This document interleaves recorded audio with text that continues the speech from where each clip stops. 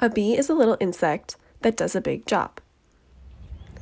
Here are the honeybees at the Rutgers farm.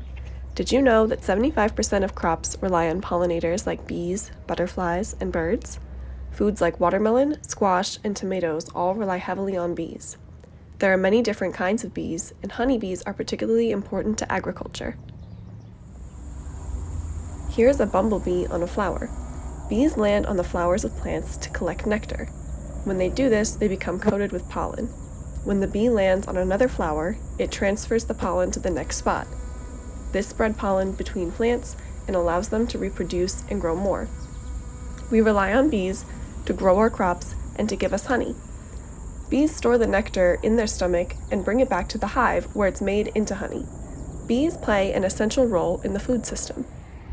Many people think of horses and cows when they think of farm animals, but remember that even though they're little, bees make a big difference.